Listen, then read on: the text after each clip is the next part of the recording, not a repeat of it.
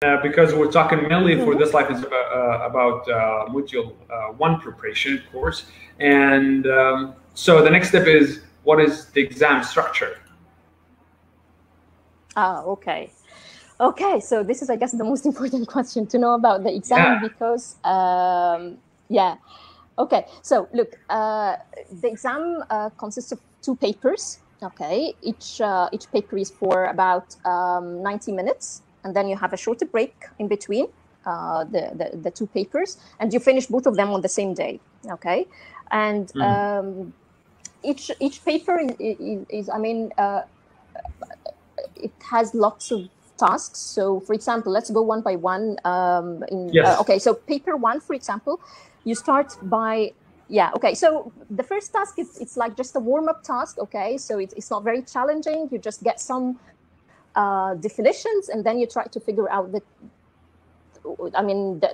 terminology that the definition refers to. Okay, yes. And then the second task is the opposite. You get a term, and then you try to define this term and probably give an example. Okay, so this is the first 2 tasks, and they are worth 18 marks. Okay, so this is not the biggest part of the exam. It's just, as I told you, some kind of warm-up. Okay. Yes. And then you move to the third task, and actually this is one of my favorite tasks. You get a productive task from a course book.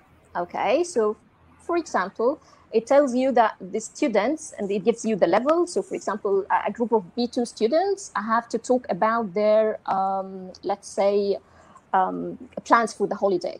Okay. Yes. And then it asks you to write down some language features that they would need in order to complete this task.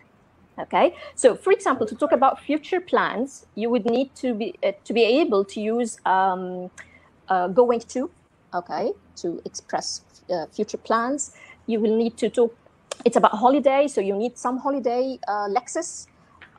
It's a group discussion, so probably you need to know how to take turns, how to ask follow-up questions, and stuff like this. So you write some language features that students would need in order to complete this productive task.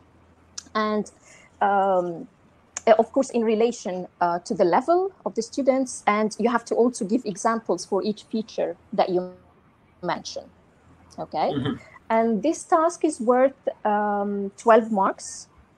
Okay, yes. So again, it's not one of the most challenging tasks.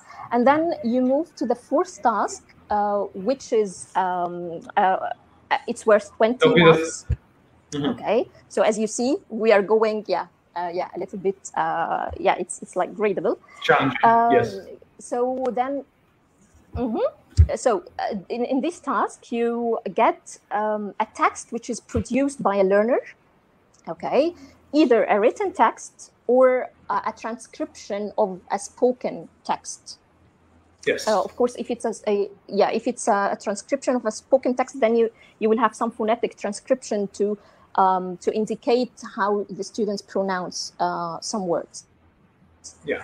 And then you are asked to comment on some strengths and weaknesses of that student.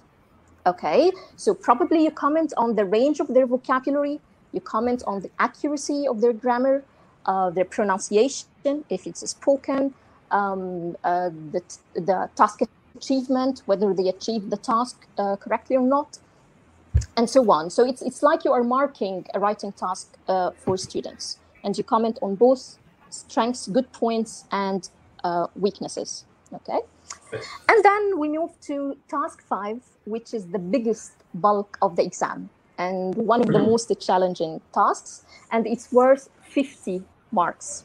So it's quite a lot of marks actually. Yeah. So in this task you are given an authentic text. So for example, a newspaper article, okay, and then you are asked to mention some of the genre features of that text.